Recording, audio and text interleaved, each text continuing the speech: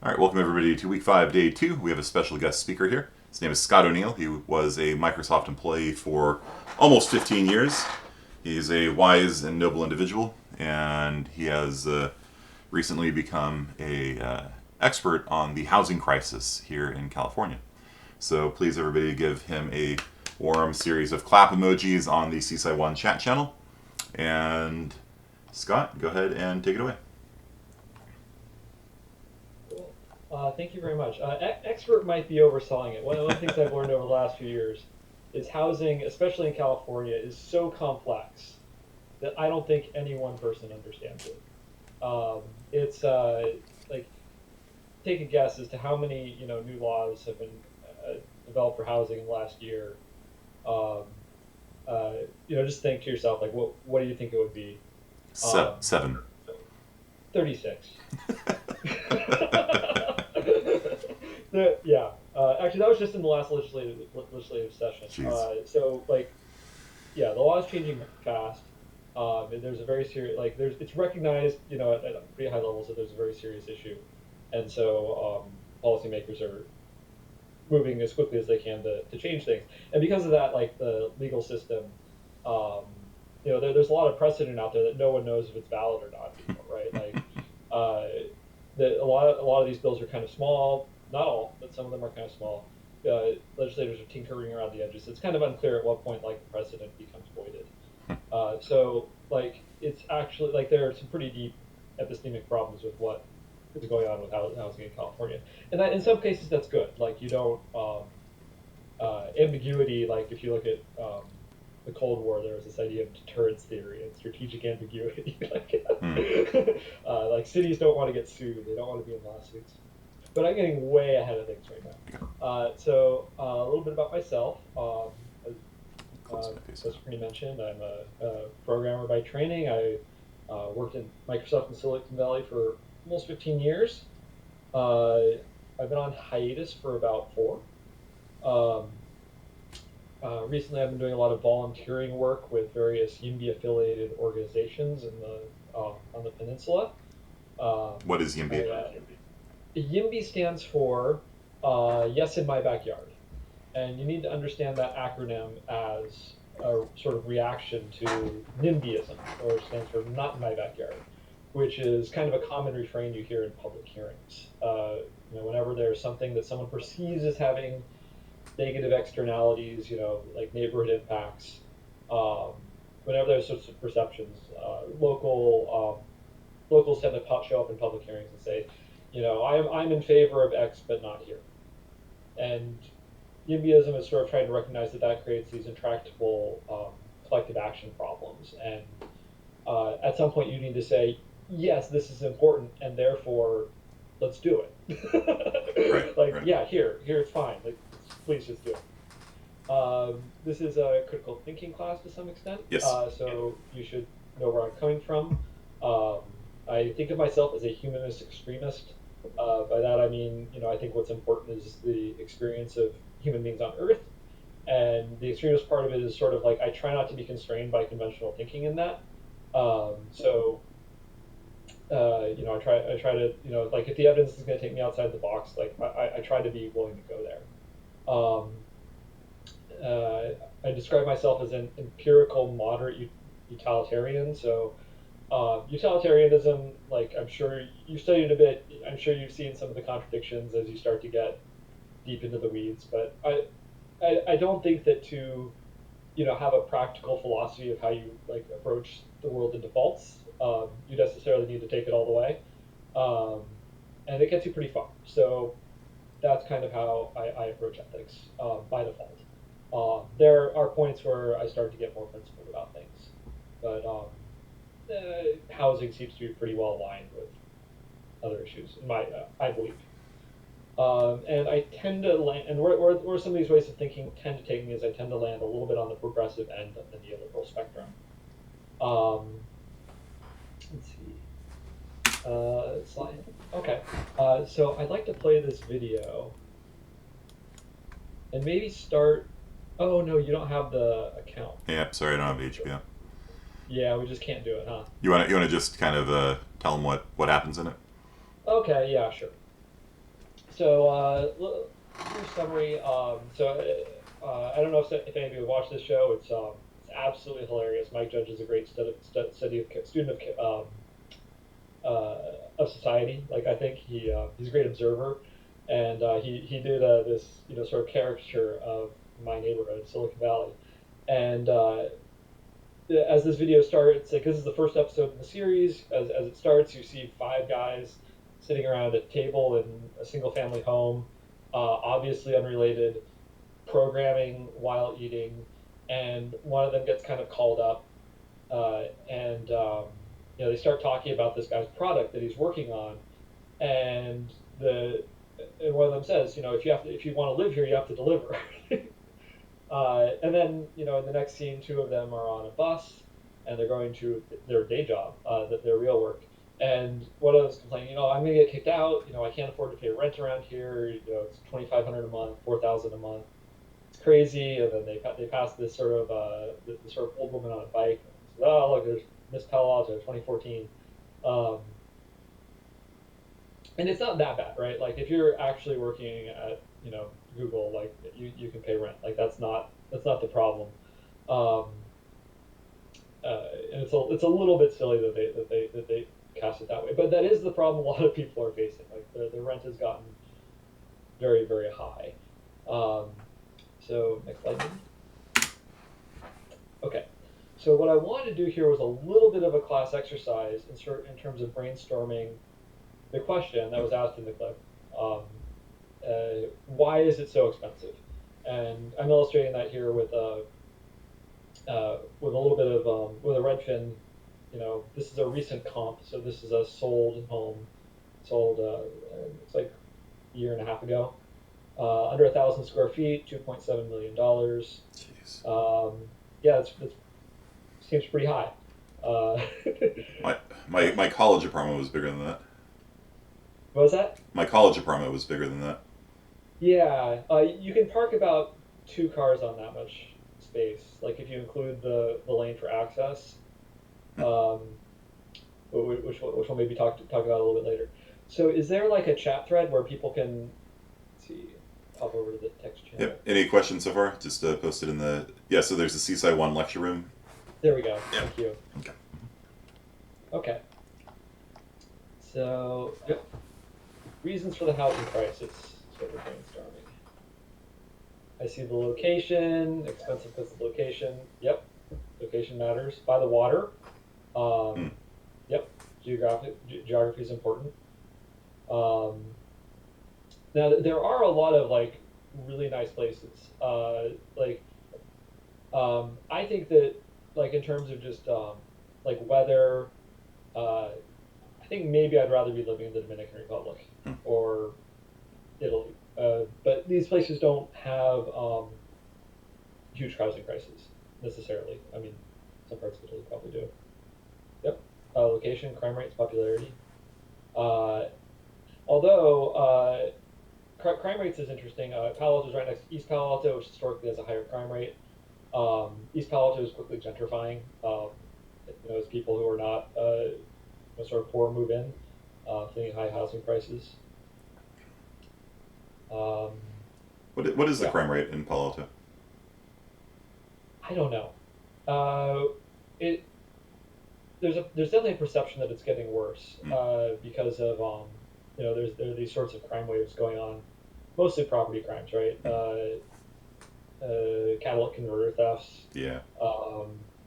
Smash and grabs in cars, breaking into mailboxes, porch pirates, all very common complaints these days. But in terms of like, physical harm, violence, not very high. I mean, you might see a mention, the police department putting out an incident report every month or two in a town of 60,000 people. Okay. So you got some ideas. Let's see. Pop over to the live stream again. Let's see. Sorry, I need to figure out how to. It says I'm already watching the stream. You might have a window open. You might have to alt tab. Is that how it works? Yeah. There we go. Okay, thanks. Oh, wait, no, that's my version of the slides. Okay.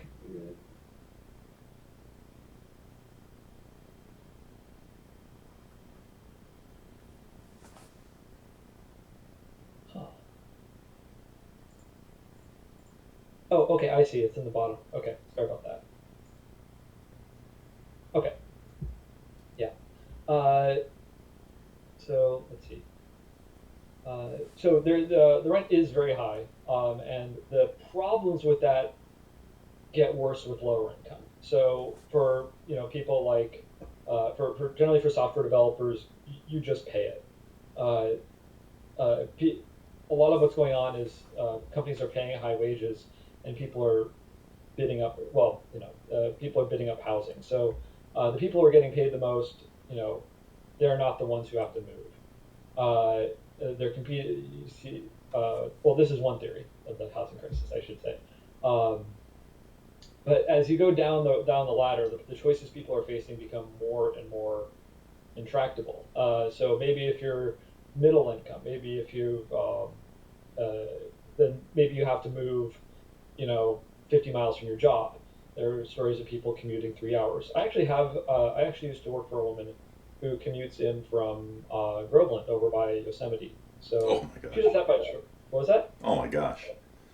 She does that by choice. Her house is on an airport. She has two planes in her garage. Hmm. So, but like that lifestyle is being subsidized by the housing crisis because she's doing some arbitrage with housing prices. So like that house is much cheaper than it would cost to live here.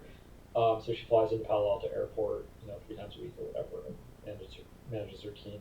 Which last I checked, she was at Amazon, but I don't think it's accurate anymore. Um, yeah. Some people, they can't afford to live at all anymore, and they start to slide into homelessness. Maybe they're living in cars or RVs. There are a lot of RVs on the streets in Palo Alto and Mountain View. Get out of the neighborhood, get out of the residential neighborhoods, get over into a little bit more low density industrial areas, and you see a lot of RVs. Gentrification. There's a data analyst named Daryl Owens. He did a piece recently called "Where Have All the Black People in Oakland Gone?"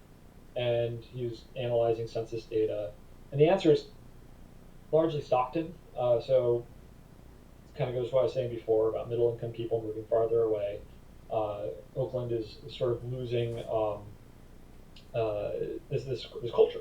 It's being impoverished in that way. Let's see.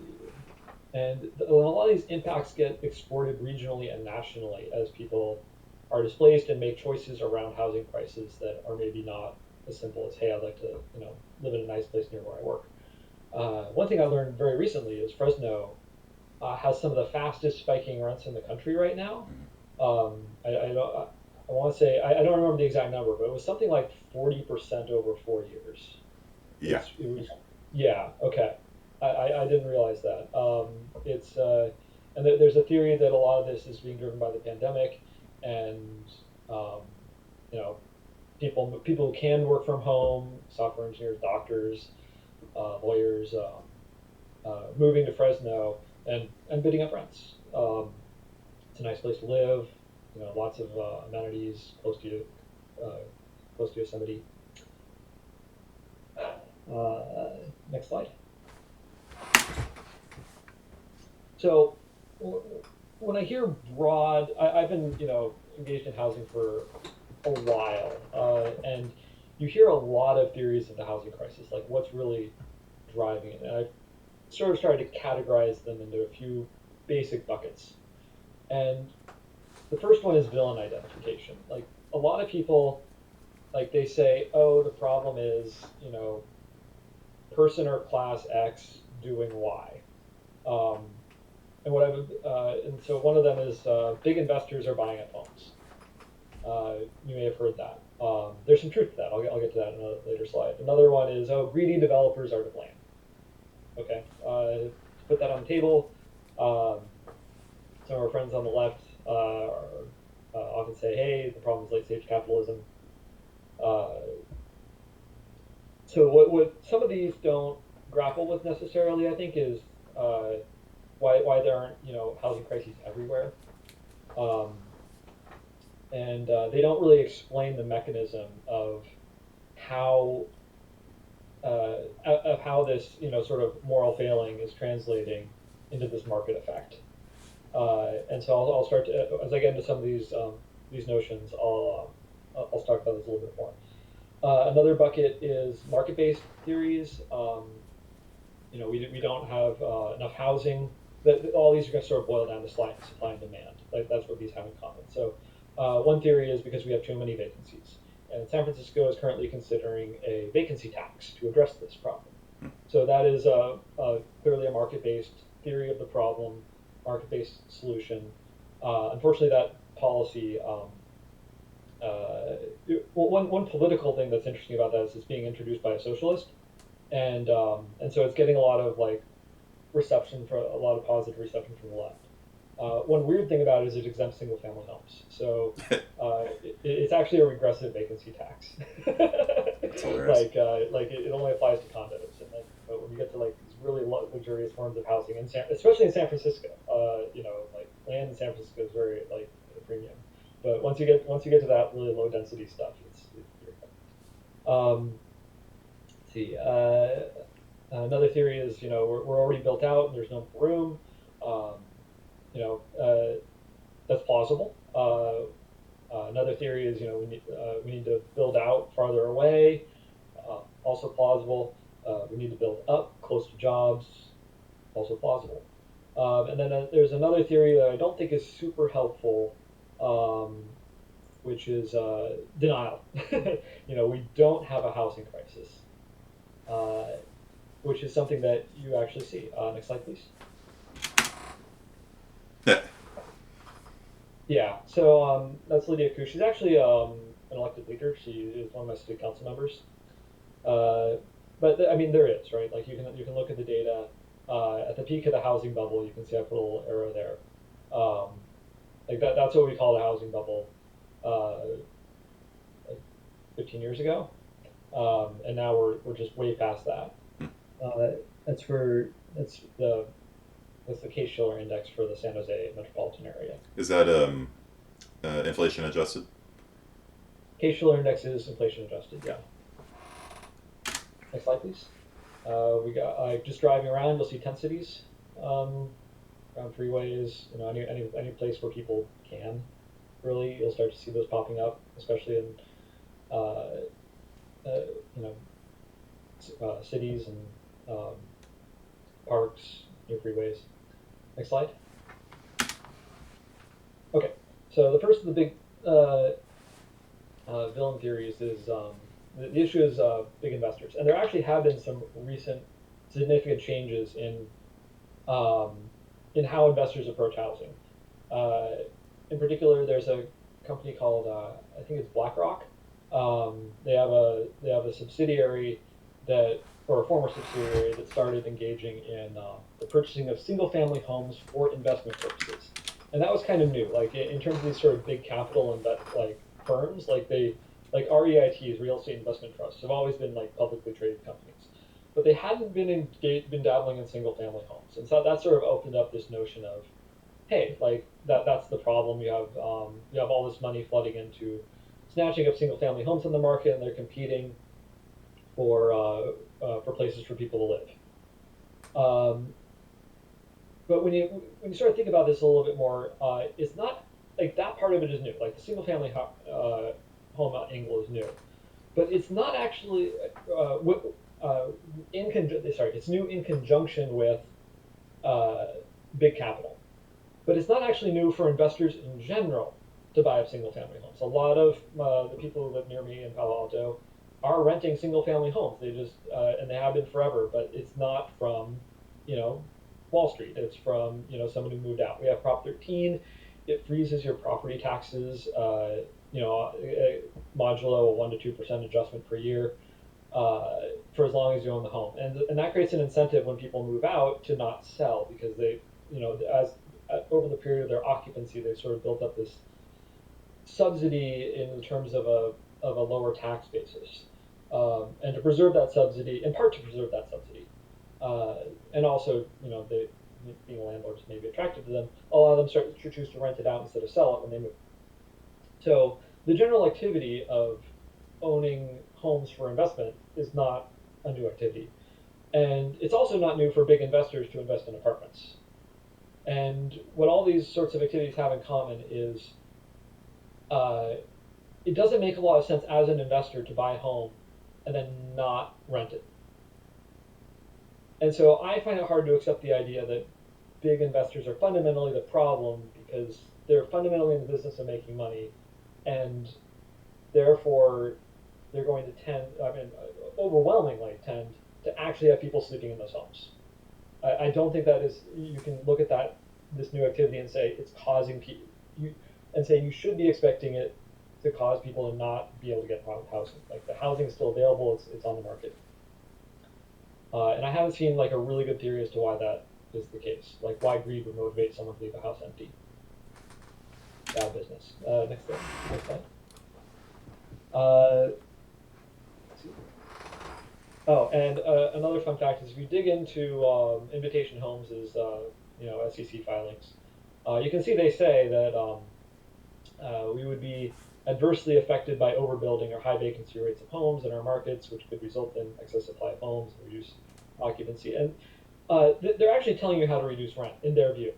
Like, this would hurt us financially, because we'd like for these homes to appreciate in value. We'd like rents to stay high, so we can pay big dividends out. Um, and they're sort of telling you how they think the housing crisis could be reversed, how they could be forced to pay lower rents. So that's an interesting argument to listen to. Sorry, next slide. Yeah, thanks. Developers as villains. What I say about this is that the ethical implications would be interesting. Yeah, the class participation thing is kind of hard here. I can't see like raised hands, but sort of like in your head, raise your hand if you live in a housing unit that you suspect was built by a developer. Mine was. Yeah, right. I don't think most of the people who live in houses that were, actually, I shouldn't say most. That's maybe going a little bit too far. But I think a lot of people wouldn't buy a diamond that they knew was a blood diamond, right? Mm. Like, there are these social externalities around human slavery and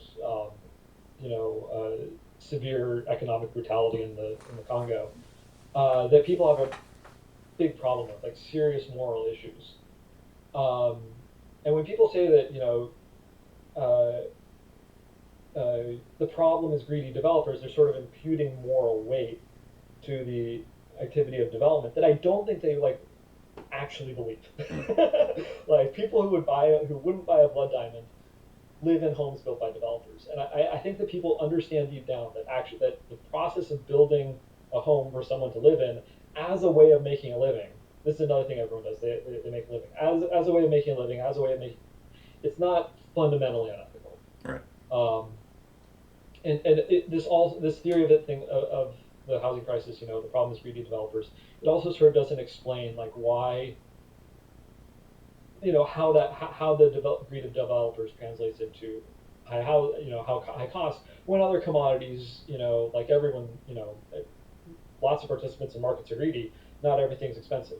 Food, famously, there was a problem with food affordability 150 years ago, and we got to food abundance, and through like third agricultural revolution, and now food is inexpensive. So everyone's trying to make a buck, but not everything's expensive, and it's kind of hard to accept that developers are sort of uniquely evil.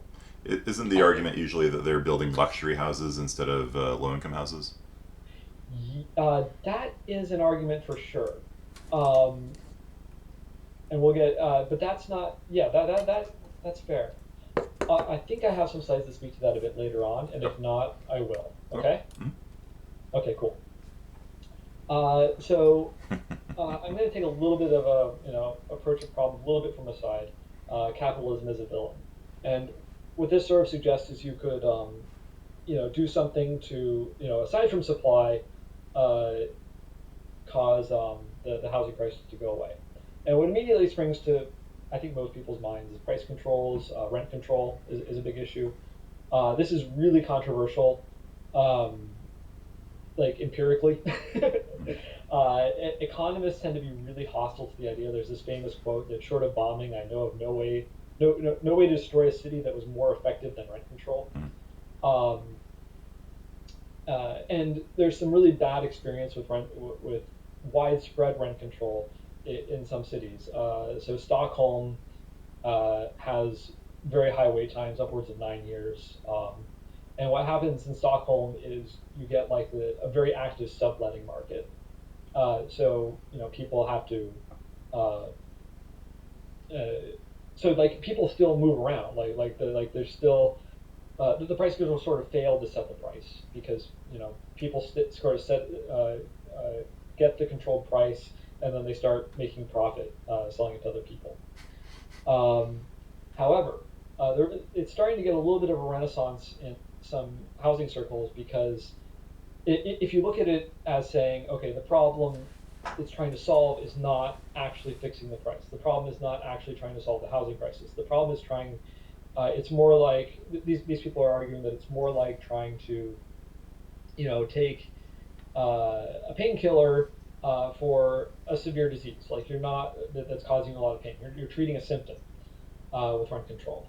And there is actually a lot of evidence that rent control does stabilize communities by protecting current residents from the spiking costs. There, unfortunately, it can be a little bit counterproductive because it can discourage building rentals, which if you're looking at the problem of curing the disease versus curing the symptom, like you do also want to be curing the disease, and it does hurt a little bit with that. But some ordinances are built to, say, exempt new construction, which can really help with that on the incentive side. Um, and another problem is that landlords impacted by rent control do tend to find a way to exit the rental market. But that also creates opportunities. Like, I think Hayward recently introduced a rent control ordinance, and what actually started to happen was landlords started to leave, and like it became a little bit more affordable to buy a condo in Hayward as landlords started to exit the market. So it's not clearly a negative in all cases, but what I would argue is that like if you're doing this, you do have to. I guess sort of the market synthesis between the arguments in favor of rent control that seem pretty good, and and the sort of criticisms of it is that if you're doing this, do it in a smart way, do some exemptions, maybe put a sunset clause on it, um, but also really focus on supply and bringing more housing into the area. Next slide, please. Uh, Vacancies. Oh, I already talked about the vacancy tax a little bit. Um, yeah, but there is this myth. I think it's a myth that vacancies are the problem, and it's actually like there's some empirical. Like you can look at this and say that there are some numbers that really suggest it's true. Per the census, there are 1.2 million vacant units in California, and there are only 160,000 homeless people in California. So, couldn't you solve homelessness with the right policy that sort of finds a way to line up those homeless people with those homes? And it doesn't have to be, like eminent domain or forced population transfers. Maybe you could use a vacancy tax, like San Francisco is doing, to to encourage people to free up those homes and get them on the market. But there's some problems with those numbers as you start to drill into the slide, please. The first is that what those homeless counts mean. What those are is they're point-in-time sweeps. So a few times, actually, it might just be once a year. In California, volunteers and community organizations, they organize these sweeps where people get in their cars and they drive around and they try to cover like a whole area, and they just count all the homeless people they can see on that specific day. And the problem with that is, like, homeless people often don't want to be seen, right? Like they don't want to be hassled by the police or whatever. They want to sleep in peace. They're not necessarily out where you're seeing them, and so it's a challenge to actually catch all of them. And no one thinks we do. No one thinks we even come close. Uh, these counts are useful, but activists say, and I actually know some people who are who've worked in homelessness. I work closely with someone who used to work for the VA doing outreach to homeless vets. Um, what they say is that these statistics are really useful for inferring trends. As if these suites are finding more people, you can be pretty sure there are more homeless people. But they're not great for saying, okay, there are 160,000 homeless people in California. We have no idea how many homeless people there are in California. And the other issue is what the word vacancy means, and according to the census. And a vacancy is just, quote, a housing unit is vacant if no one is living in it at the time of the interview unless its occupants are only temporarily absent.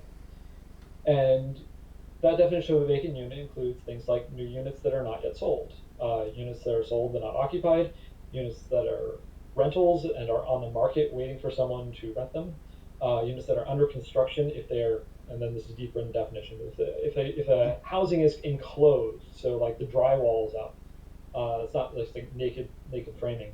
If it's enclosed, then it's a housing unit, but it might not be habitable. Units that are under renovation, extensive renovation, it might be also uninhabitable. And vacation homes that are not currently in use also meet the definition. And if you look at that whole spectrum of vacant homes, uh, what I think vacancy taxes really addresses vacation homes. And so a lot of Yimbys do support vacancy taxes, but with the understanding that all it's really addressing is vacation homes, and it might not move the needle on that very much because people with vacation homes tend to be the kinds of people who can afford the tax. But we'll see. Hopefully, like we get some movement on that. Next slide. Thank you. Okay. So yeah. So one way to sort of really illustrate why these problems with the definitions are a problem for the vacancy theory is to ask yourself what it would mean to get to zero vacancies. And really what it means is you would have to have a world in which no one is moving anymore and all construction is already complete and not in progress. So that's what zero vacancies means. But it actually could be theoretically the case that we are not at that point where the vacancy is a serious problem, and so you need to find a way to look at the numbers to sort of like test this theory of, are vacancies too high? And the best way I've come up with to do that is to say, well, is to go back to this notion of trends and not levels. Like, what what seems to be a sort of natural rate of vacancy? And one thing that is pretty stark, I think, is that the national average for vacancies is 9.7%. That includes areas like Detroit, right, which is going to have a pretty high vacancy rate. In the Bay Area, but it also includes housing crises. So that's the national average. It includes the whole country. The Bay Area, most counties are under 5%. And what that says to me is like we're probably at the point where vacancies are a little bit inelastic, meaning that it's hard. It's going to be hard. Like landlords and owners are probably pretty well incentivized to keep these units on the market, keep them full. Some other questions to ask about the vacancy theory. Why would someone unnecessarily leave a place vacant? Just burning money. And do you know any property owners who do that? Like, do you know anyone who's getting rich off of owning a home that they leave vacant indefinitely for no good reason?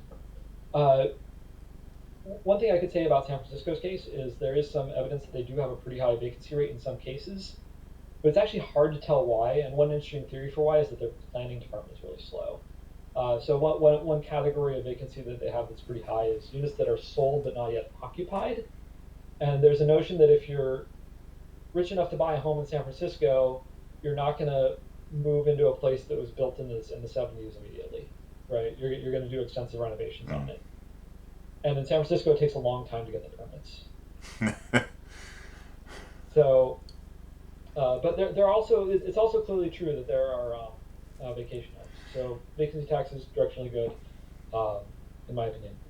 So Scott, on the topic of permitting in San Francisco, I don't want to derail you too much, but Do you know off the top of your head how long it takes to get a permit to like just build a new single family home in the city of San Francisco? I would guess 5 years. Am I right?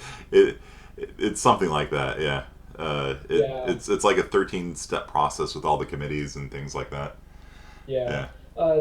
The reason why I said 5 years is that's a when developers talk about the range of good to bad times for permitting and entitlement, 5 years is like kind of the outside range of what they talk about as seeing as something that they see, and they like to get it down to like a year and a half. I think Palo Alto was 3 or 4. So next slide. It says 1 to 14 Oh years. Okay. yeah, term side is pretty good. Yeah.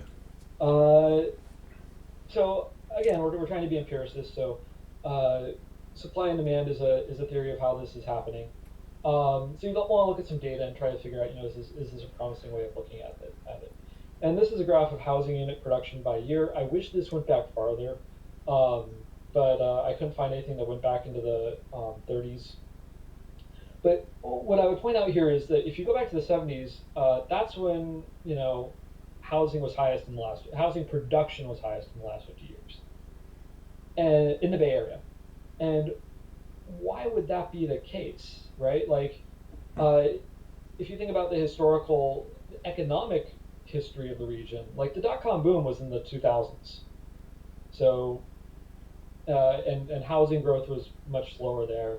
Um, the tech boom has continued since then. There was probably throughout the country, building fell off a cliff in around the time of the housing crisis and the subprime crisis. But it never really recovered, like even to 2000 levels, like much less 1970 levels. And what I think you sort of have to ask yourself, is it plausible that housing demand was actually going up in the 1970s on a per unit basis, not on a percentage basis, but on a per unit basis, like during the OPEC oil crisis, than it was during the dot-com boom? Yeah. I don't think that's a plausible theory of the case, right? Since the mid '90s, we've had people coming from all over the world flooding in for high quality jobs. Um, uh, it seems very difficult to think that like housing demand is is tracking the supply curve that we're seeing here. Sorry, it sounds like you want to say something. Oh no, we got 5 minutes left technically in the class, but Oh, I'm going to keep recording this for another 45 minutes or so. So for students that are in this class, your task, it'll be due in a week, is to write a essay about what you think the most plausible cause of the housing crisis is, and using one of the 5 ethical theories we've gone over in the class, what you would propose a solution to it being. Okay, go on, Scott. okay, cool. Next slide, please. Uh, so let's see. Yeah, so this is another interesting fact. Overall, the Bay Area has had nearly 2 new jobs for every housing unit built since 1990. I don't know what those numbers are for the 70s, so it's a little bit of an unbaseline number. But let's see. Next slide, please. Uh, okay, let's come back to this one. This is going to take a long time, but it's a fun exercise. So if people want to come through later, we can do that. So another interesting fact is the Bay Area has solved housing crises in the past, in the last 100 years, in fact. Uh, so these are some ads from the World War II, or some resources from World War II. The first one is people were trying to get people in Berkeley to subdivide their homes and allow war workers to live there. And Berkeley actually suspended zoning during World War II to beat the Axis powers, the whole city. You can see this public comment here. It's something you could hear today in Berkeley, right? Like she further stated that the character of the home changes the neighborhood, and that although some war workers are very nice, they usually cheapen the neighborhood. And she feels that if these people are allowed to come into that district, the whole character of the neighborhood would be changed and cheapened. People are a little bit less on the nose these days, but you do still hear things like this in public comment. Next slide. Speaking of Berkeley, this is very recent news. a lot of neighborhood groups have been fighting student housing over the years. And one group called Save Berkeley's Neighborhoods recently sued the university and actually forced them to cut admissions by 5,000 people this year. So the court agreed that Berkeley needs to freeze admissions by at some previous year's level. And what's interesting about this is that the person who runs Save Berkeley Neighborhoods is actually has personally been involved in trying to kill student housing at Berkeley as well. So this individual person, and I beat on Bill in the series, but this individual person has both strived to kill student housing and argued that Berkeley did not have enough housing to admit students. And unless the California Supreme Court intervenes very quickly, 5,000 fewer acceptance letters are going out for Berkeley this year. Brutal. Seal check. Yeah, actually, really quickly. Back a slide, real. Oh, okay. That quote on the left-hand side of the slide is that guy. Mm-hmm. I'm not naming him because it's kind of crass, but next slide. So theories of how to fix it. One that you don't hear a lot is to build in greenfield. Greenfield means new housing development, but you do see it. I've got a quote here from Thomas Sowell. He's an economist at Stanford, kind of a right-wing figure as well. If you take a supply and demand approach, this would work, right? Like you get the housing. I would credit that as a plausible theory. Next slide, please. This is sort of more my perspective on it. We should build up. Earth's atmosphere is breathable to 20,000 feet. You can build a lot more housing than we have. A lot of people don't know that pretty much the entire western half of San Francisco is all single. Sunset District and all that. Yeah, the Sunset District. Like San Francisco is a lot more dense. If you look at housing densities, Manhattan is 2 or 3 times more dense than Paris. Paris is 2 or 3 times more dense than San Francisco. And Palo Alto could double its population on 10% of its land by reaching San Francisco densities. 10% of the land. Like you could touch almost no single-family homes. If you just got to San Francisco densities, which are low, Palo Alto could double its population. Yeah, when I was in Seattle, I was kind of impressed by just how much Amazon had transformed the city, And I was looking around and I'm like, man, there's a lot of single-family homes, and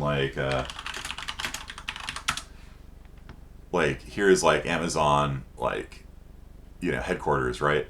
This whole area over here is just nice little suburbs, and it's nice little single-family homes, and it's right next to the super dense downtown Seattle, and all that area there could easily fit 10 times the population. Yeah, and one thing I like about this picture is this hasn't been built, but those towers in the middle are on tribal land in, I think, Toronto. No, yeah, it's in Canada. But if you look at the bottom left, there are some single-family homes there, and those people aren't gonna there are probably some people in those homes that don't like it, but it's tribal land. They can't do anything about it. Is this an actual photograph or planned? What was that? Is this an actual photograph or is it planned? Is what? Is this an actual photograph? No, it's planned. Planned, yeah. Okay. Yeah. Next slide, please. So when you're looking at, I sort of got into 2 ideas that, could solve the housing crisis. I think, market-based theories. And you do, and maybe you want to pick a direction. And it's important to recognize that even plausible answers entail trade-offs. And some of the things that you probably want to consider from an urban planning perspective are water use. We're obviously in a very severe drought. Sorry, I accidentally popped up window again. Okay, so water use, and There's actually some pretty good reason to think that building up is better than building out for water use. In urban sprawl building, it's pretty much all single-family homes, and those entail lawns, Mm. right? Uh, and a huge chunk of any residential water bill that entails landscaping is going to be that landscaping. Mm. Sometimes when I'm arguing with my neighbors who are trying to kill housing, they'll say we can't build it because we can't allow newcomers because we don't have water. I'll post my water bill and challenge them to post theirs, and no one has done it. I live in a townhome, so I don't actually have a landscaping on my water bill, uh, and it comes out. I'm guessing 2 or 3 times lower than theirs. So building densely, like by lighting landscaping, seems to be better from a water perspective. Another common impact concern is traffic, and the big thing to look at there is, are you building close to jobs or not? Right. So if you're building right next to Amazon, people can bike, people can walk. If you're building 3 hours away, then you've got, or sorry, if you're building 100 miles away, then you're adding 200 vehicle miles traveled per day or per workday to the highway impact. Another way that housing design impacts traffic is parking. A lot of cities have very high parking requirements for building.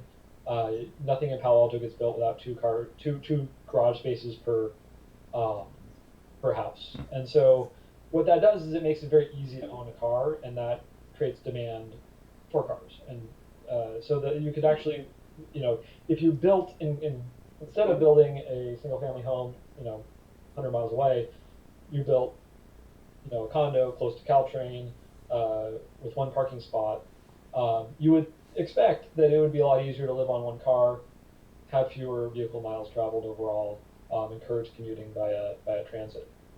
Um, Sorry, I need to figure out how to get the window back. What was the next on the? Well, wildfire risk. What was that? Wildfire risk. Oh yeah, wildfire risk. So wildfires are really interesting. So first of all, you don't. I would argue you don't want to be building out in the hills because the units that you're building are going to be at risk of wildfires. But there's also this other subtle impact, which is that a lot of what's going on with California's wildfire issue is the electric grid itself expanding out into rural areas, well, not necessarily rural, but wild areas, um, and during high wind situations, those power lines coming down and sparking wildfires. So one way to reduce wildfire risk or mitigate it is to try to make it so that new human population entering an area is not expanding the human footprint, not expanding the need to have higher power lines in wildlands.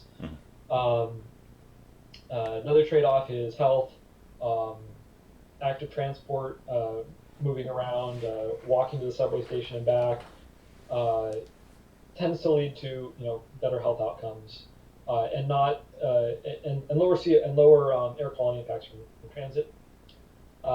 Denser housing, heating and cooling, and denser housing shares walls. If you look at some of these places like New York and Paris, some people don't actually use their heaters because like they're just lucky and their neighbors like prefer higher temperatures than them, and so in the winter they're just sort of like using waste heat to heat their apartment. Let's see, social issues. I actually forget what I was going to say that, so I'm going to move on to aesthetic. A lot of people do have strong aesthetic preferences. A lot of people don't like tall buildings, so that's something we hear a lot in public hearing, and we do live in a democracy that matters. That feeds into local preferences. A lot of people have some strong theories of how people should live, and so like, there's a notion that that kids are best brought up in a single family home, like with a backyard. I can feel a little bit attacked sometimes, but some people do think that way. I'm trying to represent that view. And climate change. If you take a lot of some of these other things and put them together, transit, heating and cooling, wildfires,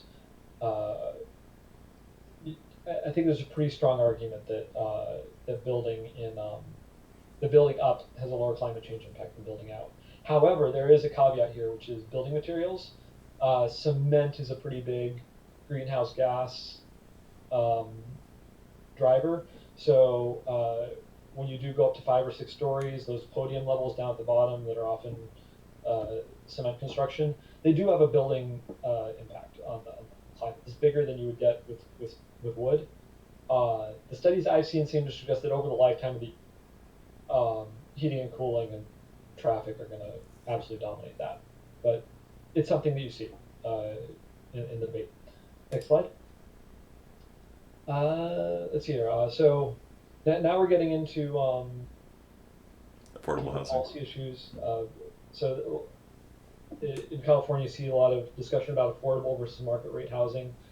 Um, let's see. Can you explain to them what affordable housing is? Yeah, so it's actually a little bit ill-defined. Different people mean different things. So there's one that's sort of like the descriptive notion, which is affordable housing is affordable if people can afford it, right? But there's also a more regulatory notion, which I'll tend to call BMR, or below market rate, where you have, say, an affordable housing developer, like a nonprofit, that's found some funding, and they come in, they produce housing that is designed for people who can't afford the market rate, and is going to be offered to people who can't afford the market rate, and it's typically offered by lottery. And there are two modalities there. Like sometimes they're going to have like a rent cap, so to keep it within a certain range. And in the other modality, like they'll actually sell it to someone, but then have it deed restricted. So for say 30, 50 years, this unit can only be sold at below market rate. Um, one thing that I think is often lost in looking at this as a distinction, you hear a lot of people saying, what we need is affordable, we don't need market rate. This sort of feeds into the greedy developer notion. Um, you can have that to an extent, but then you need to find all the funding you need for all the affordable that you need to produce the supply. And the numbers involved in that are just astronomical. But it's also missing like a lot of the alignment between these two modes of development. Affordable funding aside has all the same challenges as market rate, right? And we just saw that we aren't getting enough market rate housing. Like if you're an affordable housing developer, it needs to be legal for you to build the unit, and you need to get permits, in a timely manner, and you need to get entitled, and it costs you money to hold on to this place that's not building for 2 or 3 years, just like it would a market rate developer. And so all the things that actually make life harder for market rate developers also make life harder for affordable developers. And I think a lot of people who are like really trying to focus on the below market rate side of things tend to miss that. Well, one way affordable does get built, this really muddies the picture, is called value capture. There are state laws and local rules that will allow housing to be built at higher densities in exchange for some of those units being made affordable, being made offered below market rate. I live in a housing complex like that. One of my neighbors is a single income teacher. She lives with a bunch of software executives in the same complex. She's a single mom. She has a BMR unit. I don't know what fraction of units in my complex are BMR, but some of them are. Let's see. But it's important to note that many studies, especially recently, have been showing that adding market rate housing creates downward pressure on housing prices. And the picture here is really interesting. New units are more expensive, but what the studies are showing is that they relieve demand for nearby older units that are more intrinsically affordable. So this is can get back to what you were asking earlier, Bill, about new luxury housing. New luxury housing is actually good for the lower income segments. And I mentioned Daryl Owens earlier, where have all the black people gone? One of the things he did was he went census tract by census tract, and he looked at where black displacement was worst in Oakland. And it was worse where no housing was being developed. Mm. In areas that had big housing development, there was less gentrification of Oakland. And you see that in other studies, like more carefully controlled economic studies. And there's actually this really interesting study that just came out of Helsinki. And they had a really unique data set because Helsinki has a rental registry that first of all they have a lot of social housing, but they also have a citywide rental registry that shows where everyone's living and how much they're paying. And they did a study that showed that that compared social housing and market rate housing, and they showed that when new market rate, even when new luxury housing comes on the market, it triggers what they call moving chains, where someone moves into the market rate housing, and they can show that this same person left a vacancy behind, and then that vacancy gets occupied by someone else, right? And they leave a unit behind, and it forms this chain. And they showed that even over the very short term, luxury housing creates vacancies in affordable units on the market. So I sometimes one thing I've been asking people recently is to think about this in terms of the chip shortage that's going on right now with COVID and supply chains.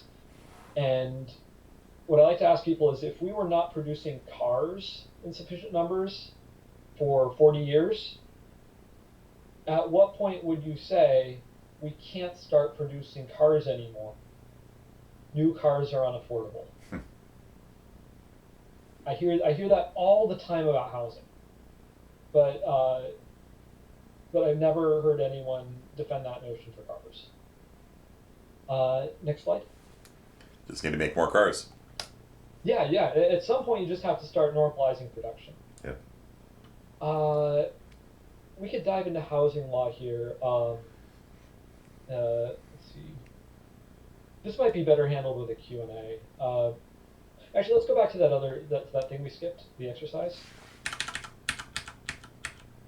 There you go. If you could pop that open. So this is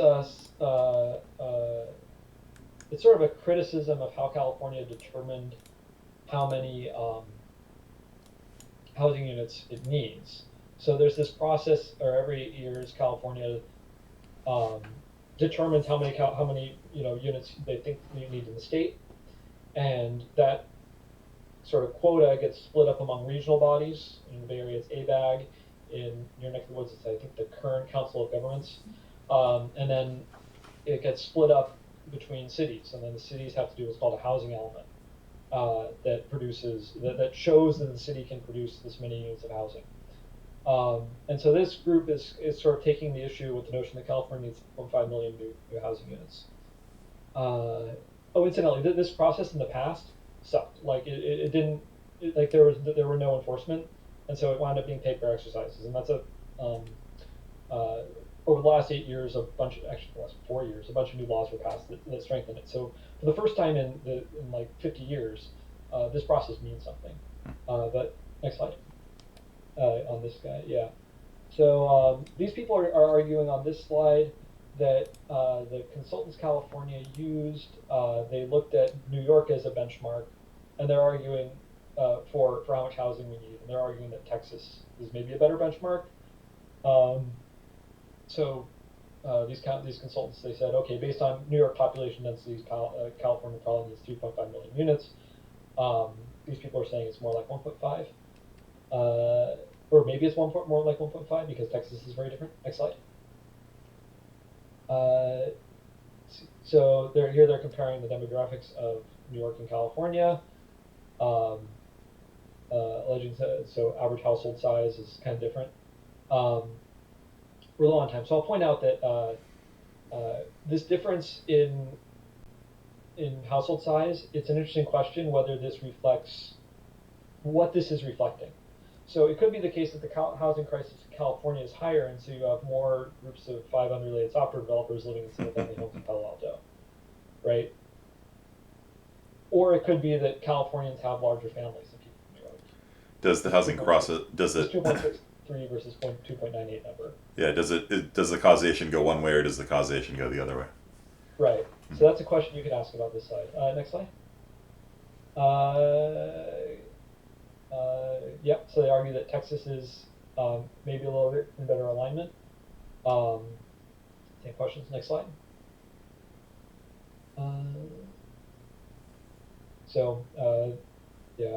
This is sort of continuing the line of thought. Next slide. So here they're starting to transition into they're trying to motivate, like, okay, maybe there's another way you can just picking a random state. Next slide. And here's where they're trying to introduce a comprehensive housing model. And what they're doing is they're plotting all 50 states, and by household size, I'm sorry, by housing units and population. And they're trying to figure out like what sort of, on a national average, what sort of level of housing you need to support what level of population. And they're trying to like eliminate these population effects. And I'm curious if anything about this is jumping out to people. And unfortunately, like, class participation thing isn't working out well. So I guess this is a question for Professor Kearney. Does something like one question I have is like how they pick their linear regression model. Okay, right, yeah, exactly. Look closer at the line. Yeah, it's curved, right? It is. And why? Why did they pick that particular? Why did they pick that shape? Right. You know, to fit it. Right. So these people have since deleted their Twitter account.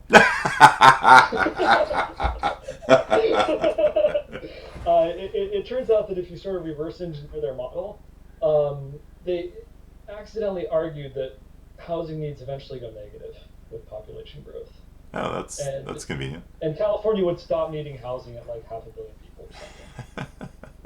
Like we could just raise all the cities to the ground. So that's a parabola, rather. It's a parabola. Yeah, they used a parabola. This is an anti-housing group. They're called the Embarcadero Institute. Sure. Another one of my city council members is on the board. Right. It's an MBA organization. Anyway, I thought this was an interesting argument, or an interesting illustration, sort of how you can make something look at the surface very very plausible and very convincing. Yeah, they should have put the star next to line, right? Yeah, it's not a line. No. Yeah. Yeah, and that's the thing with linear regressions. Like, all right, why did you pick to do this one? You know? Yeah. Yeah. A similar thing happened during COVID. There was a White House model that was showing that COVID was going to completely vanish during the first summer. That's nice. And they were doing the exact same thing. Like someone has an Excel spreadsheet, there's a cubic spline model, and I think they were using the same curve. And if you just extend the range, it starts showing things going negative. That's nice. Negative COVID cases, right? Yeah. So I think if you account for that, it's a pretty strong argument that California does need more housing than Texas, right? Yeah, if you actually run it yourself. Like a strip through here, it sort of starts to vindicate, I think, the state's decision that more than 1.4 million. So, yeah, I think that's a good place to end this exercise.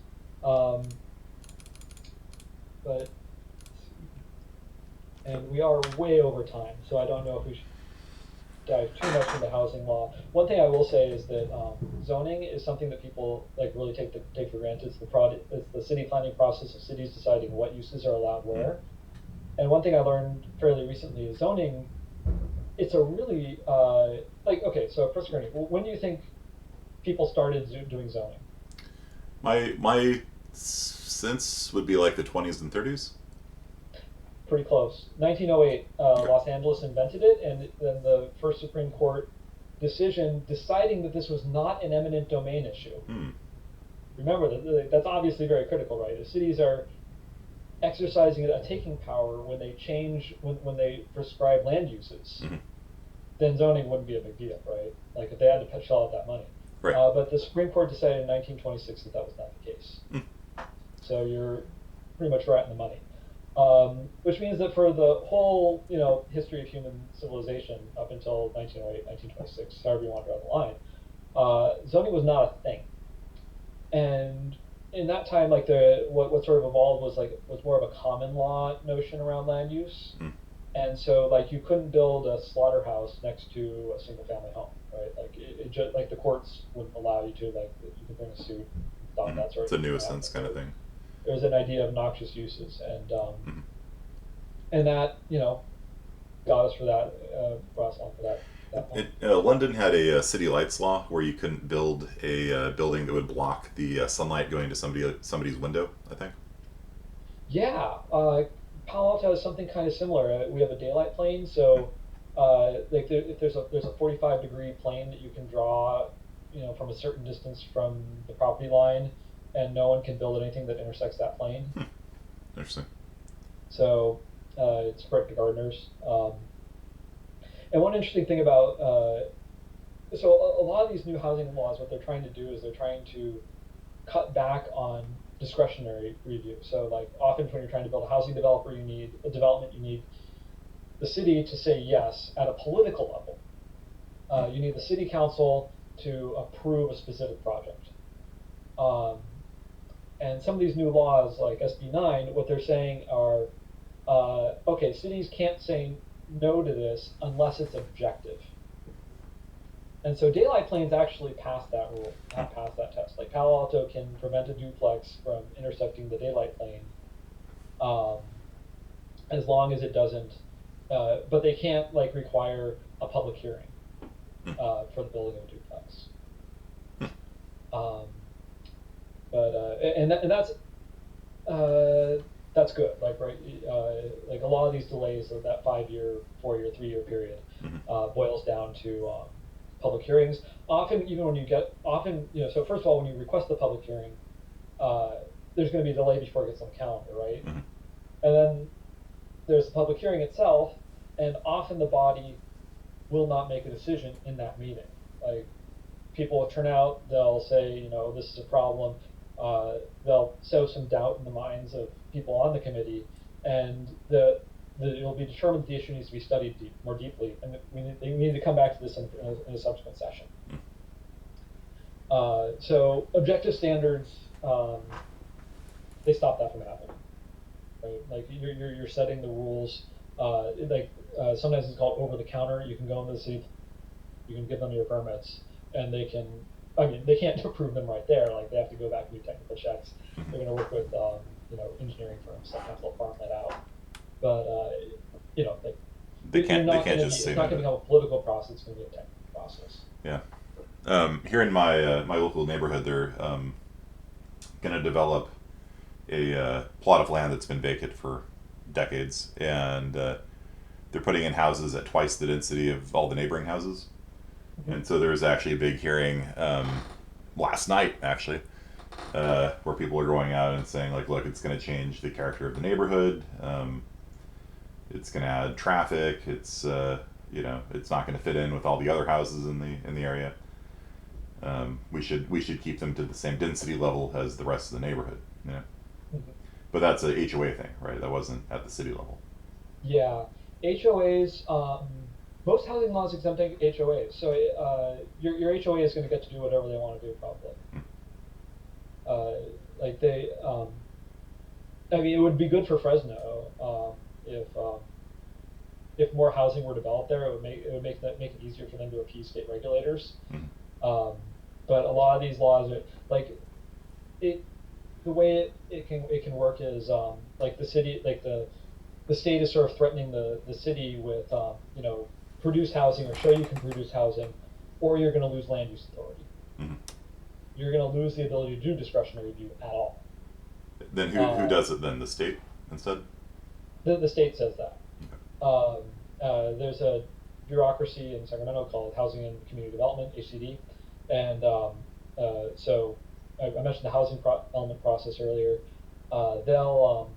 They're in charge of approving housing elements. So this is the city trying to prove to HCD that they can produce enough housing to meet this quota I mentioned earlier.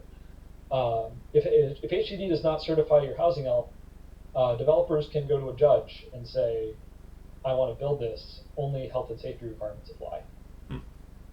And there's no political hearing. So that's sort of the stick for some of these, for all of these laws that feed into the housing element process. That's the stick.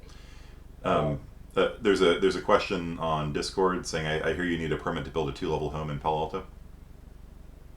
Oh yeah, well, a permit, absolutely. Like you need a permit to build almost anything, right? Like like we're in earthquake country. Like a structural engineer needs to review that. Like that's all like really appropriate and I think non-controversial.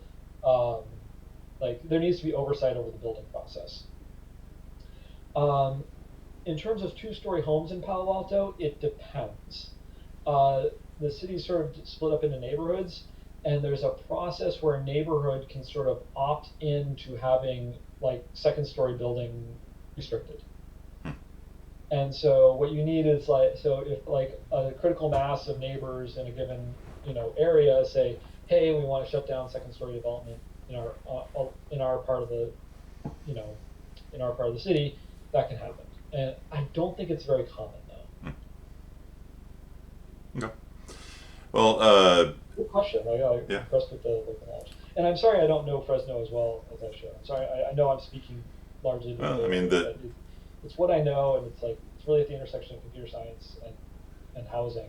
yeah, Um, and let's it's get specific. it also has repercussions everywhere, right? Because there's been this arbitrage due to COVID, right? With if you look at the migration patterns of people out of the Bay Area, like they're Yeah. going into they're kind of concentric circles moving outwards, right? Yeah. Like in San Diego, I was down there for the summer, and they're building these $1.5 million two-bedroom apartments, right? And I'm like, who the hell is buying these things, right?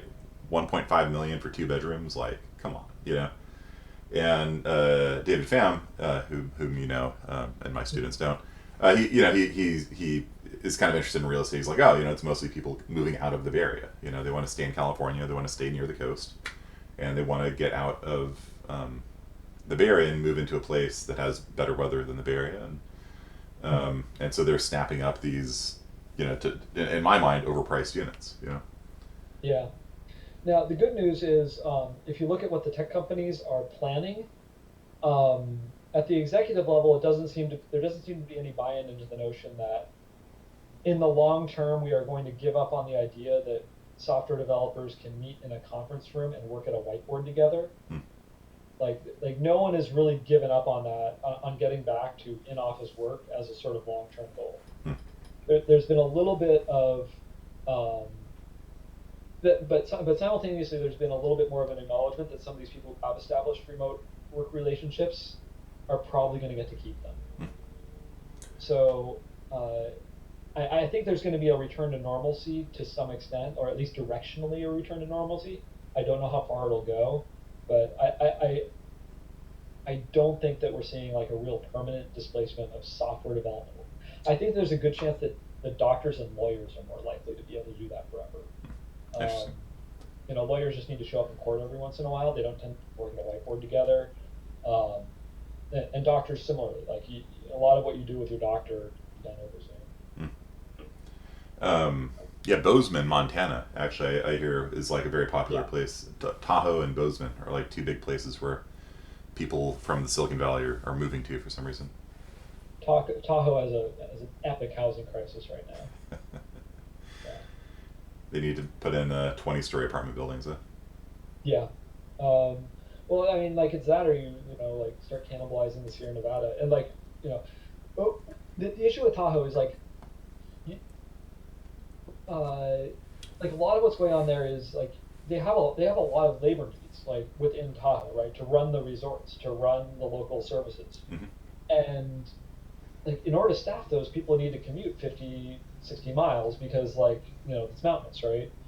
So yeah, like yes, they need condos, they need workforce housing close to those jobs, Mm-hmm. above and beyond all this, and yeah, probably some luxury units too. Yeah, our local ski resort here just puts up RVs in the parking lot for the Yep. ski resort stuff. And imagine living in an RV in winter. Hmm. Yeah, Imagine living in an RV in winter.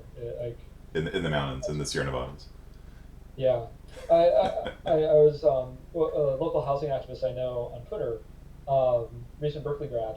I mean, I know him not just from Twitter, but on Twitter he mentioned that when he was in freshman orientation, he met someone renting a tent at Berkeley. Renting a tent, not sleeping in a tent. Renting a tent. Yeah, I'm guessing in someone's backyard. I see. So it's a secure living arrangement in a tent, which is a big deal, right? Like, personal security is a big deal for the homeless. Or John Lewis, who when he was at Berkeley, he was in the that old Victorian home with like 11 people in it or something, right? Yeah. Like just massive overcrowding, right? Yep. And Two that's people the per bedroom. yeah, which is a good thing. Good thing to mention. Like people talk about overcrowding, often to attack housing development. What overcrowding means, at least in an urban planning sense, is what you described: multiple unrelated people living in a housing unit Mhm. that is not designed for multiple unrelated people. So like that same Victorian, it's designed to accommodate like a family of eight or something, but instead it got eight or nine people who are unrelated, and that's what crowding is. And crowding is bad in a pandemic. Yeah. So Professor Kearney and I both know a guy named Victor. He left the Bay Area because of rising housing costs. He is a software developer, but he's self-taught. He does a lot of contract work, and his primary passion is music. So he moved to Portland, and in February of 2020, he started to feel sick, uh, and he was living with I think five other people, and three of them got sick. Uh, And this was before testing was possible, right? He is sure that he got COVID. Like he said, he describes it as having had three different flus over the course of 2 weeks. Like it would shift between different kinds of flus, and they were all like the worst flu he'd ever had. And then all of his roommates got subsequently very bad, similar illnesses, similar COVID, right. similar COVID issues. And if you look at just the exponential growth of disease, it's like how many people have died because that one household was crowded. Yeah, and the Bay Area was actually one of the first places to have a COVID outbreak, right?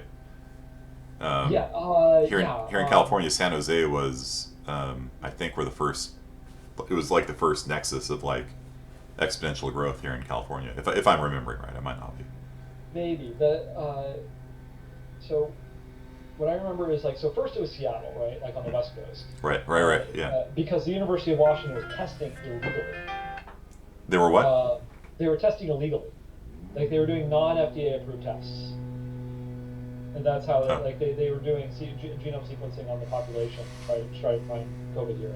Right, King County, I think. I don't know if they actually got in trouble for it, but it was illegal, and that's why they were a little bit early. Like no one else was doing the testing. Our first detection of community spread was in Vacaville, or Vallejo. Sorry, they're very close, which is in Northeast Bay, pretty far from San Jose. But it was the city where when they evacuated that cruise liner. Right. Some of those people stayed over at Travis Air Force Base in Vallejo or Vacaville. So that's the first case of COVID in the Bay Area that I was aware of. And Interesting. It seemed like it might have been related. I don't think anyone's ever proven that. But Yeah. I recall because Goon, one of our other friends, he went out to a film event in San Jose in like February of 2020, and he was one of the first people to get COVID. He came back to Fresno and was in the hospital actually, and has been donating blood plasma and things like that for the antibodies for like I don't know 6 months after that when he came back, and that's why I particularly remember San Jose as a nexus, because I remember hearing about an outbreak around that time. Yeah, he and I hung out on that trip. So but we didn't know he had COVID until 13 and a half days later. So I had to socially isolate for 12 hours. I'm going to be in my room. Only then was I learned that I was exposed to COVID. But none of us got sick. Yeah.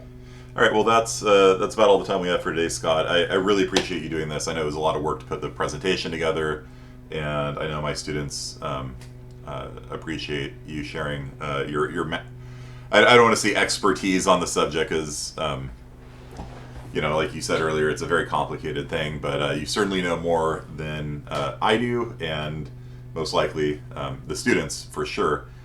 And so I do really want to thank you for putting that talk together and bringing all of this knowledge to our class today. My pleasure. If anyone wants to get involved in advocating for housing in Fresno or Clovis or the surrounding area, please Professor, give them my contact information. I'd be happy to help plug Yeah. them into All right. resources. Let's put it this way. If you want to learn more about the housing issue and stuff like that, Scott's on Discord. You can send him a message. I'm sure he won't mind, There right? you go. Yeah. There you go. Yeah. So it's a big, complicated, messy situation. Mhm. It's and it impacts everything, right? Because like, how much money, like, can you afford to live? Like, that's like just such a deep, fundamental human question, right? Yeah. And But, but there's a tremendous opportunity for ordinary people to contribute here. HCD, that statewide group I mentioned, they're not local. They often rely on reports from locals in sort of determining if cities are complying with law. interesting. So there's a tremendous role for local activists to get involved and hold cities accountable for producing housing, especially now at this stage in the planning cycle. Very cool. Very cool. All right. Thank you again, Scott. I'm going to wrap it up now, and I'll put the assignment on Canvas in just a little bit. Thanks again. Thank you very much. Thank you.